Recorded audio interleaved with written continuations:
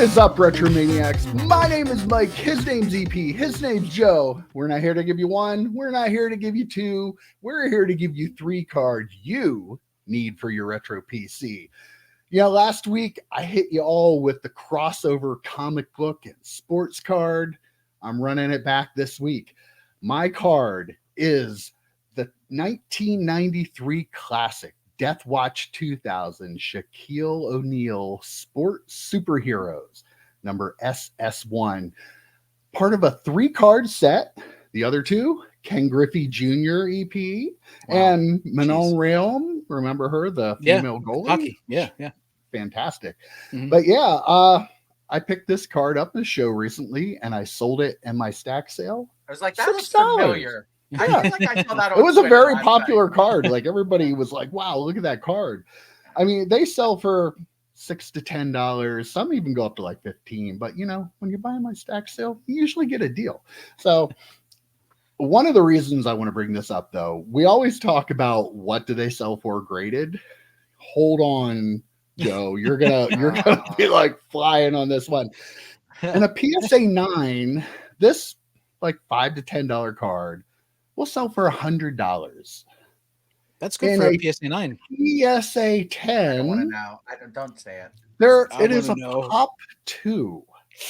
There has only been one sale on eBay in the last 2 years, which was September of 2022. $1,000. At that point, it was an eBay 101. So definitely, I mean, you know, right? So top 1, eBay 101. I'm going to go out on a limb. Yeah. I'm going to go out on a limb, Mike, and you looked at this one to see if it was gradable before it entered your stack sale. I'm just going to throw that out there. That's my guess. Looks like maybe he should have. Maybe he should have looked at it. Maybe I didn't sell it in my stack. I don't know what happened to it. That's crazy. I mean, clearly this is people taking our investment advice. Buy all these up you can, send them all into PSA, and you'll be a millionaire in no time, right? Scott's already on. Second this is out there, Scott's already on. You should have bought it in my sale. Hold it up again, Mike. And color match with our background. I mean, I love it. I love That's the why I purple picked color it. That is really why I picked it. I mean, it's a really cool card. I was just gonna say it's a really cool card. Love those crossover cards. Classic. That's why I don't agree with how expensive it is in a PSA 9 or 10.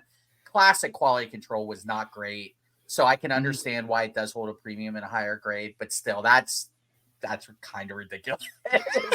Yeah.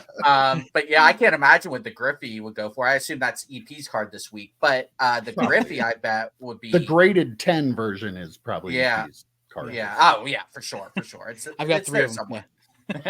No, only 3. I don't remember that card at all, or the Griffey card. Like I don't remember that set. I remember the Shaq card for some reason. I do remember the Shaq card. It was Death Watch 2000, Continuity Comics, early 90s when, you know, the comics were booming.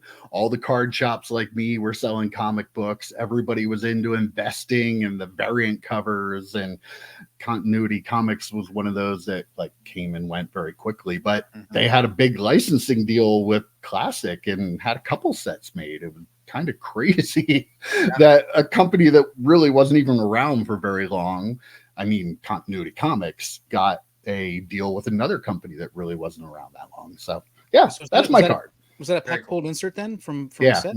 Okay. Yep. Wow. All righty, P. What do you have for us? All right, I have a goat, but not an actual goat. I have a goat in baseball windups. Hideo Nomo had one of the most iconic windups in all of baseball, and this one doesn't even quite get him at the top of his windup. Like I don't know if this is after he put the glove so far behind his head, or as he was getting ready to throw. But I guess he was like leaning back pretty far by the time he got to there. So this kind of but this is also a Donruss Dominators insert from 1998, and I think like Donruss went super hard with the inserts and the subsets in like the late 90s, 97, 98, 99. And I love all of them. Like they're just so cool. And I love the blue and the white going together. And then the Dominators has a little bit of a refractor foil type finish on it. It's just a really fun card. You can get it for like $1.65. So it's just, you know, for an inserts back then were super cheap. But I think He's one of my favorite pitchers of all time because of that windup. So cool card. Still very popular too today. I even know who he is. That tells you something, Right? That does tell you something. And he played for the Mets, played for Havel teams after the fact. But I mean, he's known for his Dodgers time, so it's in my opinion, a really. And he had a real run at the beginning of his career. Like he was a hobby darling. Yeah. Like I was really hoping though, EP, you were going to come up with some kind of Allen and Ginter goat card of an actual animal goat. I kind of thought that too. I was like, wait, what did he find back in 2012? Mission started. I will say Donruss though does not get as much love as they should for as fun as they were back then. Yes. I mean, a lot of people probably see a lot of their inserts now, but in Panini. So keep that in mind. Right. Donruss was its own company, and they put out some really, really fun inserts in the 90s and early 2000s. All right, Joe, wrap us up. All right. So this is a card that has been sitting on my table for weeks because I kept running into something else. I'm like, oh, I'm going to talk about this one. I'm going to talk about this one. I think technically this might not be retro. What year are we talking for retro? What years? When the shop was open. Yeah, shop years. Yeah.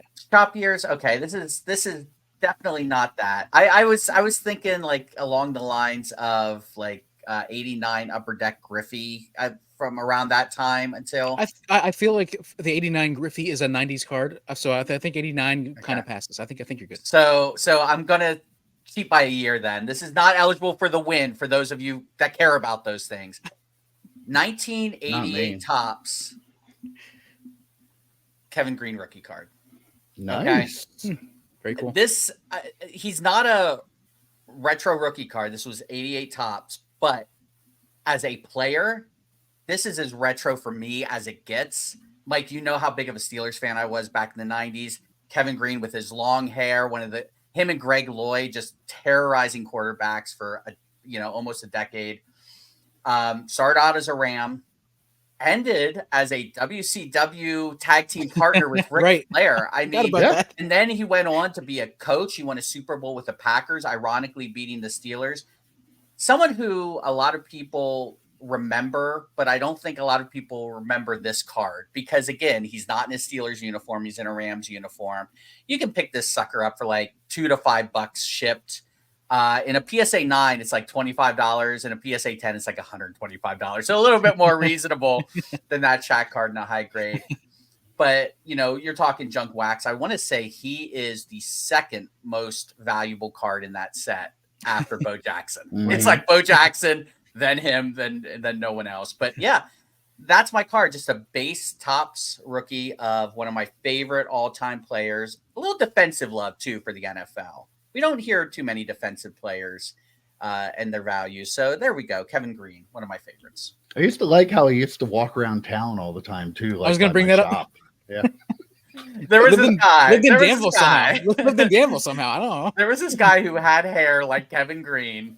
He was short, mustache. Fat, he had the mustache, kinda, right? He had the mustache too, right? Yeah. And we lovingly called him Kevin Green as he would walk past the shop every day. But yeah, and I can confirm that he is still in Danville. Oh yeah, he still walks around. Oh really? Exactly like he did back when the shop was open. Yes. 20 years ago, he looks exactly the same. He's the exact same person. And I would be remiss if I didn't say R.I.P. Kevin Green passed away now a couple of years it's been. Really, really too soon. But great player. And he could have been like, if he decided, screw it, I'm going to do pro wrestling. He had the personality. He had the look. He could have done something with that if he decided to. So yeah, just a silly little $5 card. But you know what? Never leaving my PC. Hey, well, I like it. Yeah, like I said, like the 88, 89, I feel like that is kind of like those feel like 90s to me. Like 87 feels like 87 is a step, in my opinion, a step backwards. So I was thinking about that the other week with the Griffey card.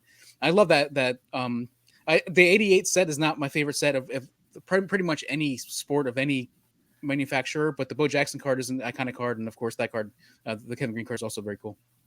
And definitely allowed because you already did in 1984 Topps Eric Dickerson, and somebody did in 1980 Topps Reggie Jackson. Yeah, okay. Great choices this week. And we'll be back next week. See you guys. See ya.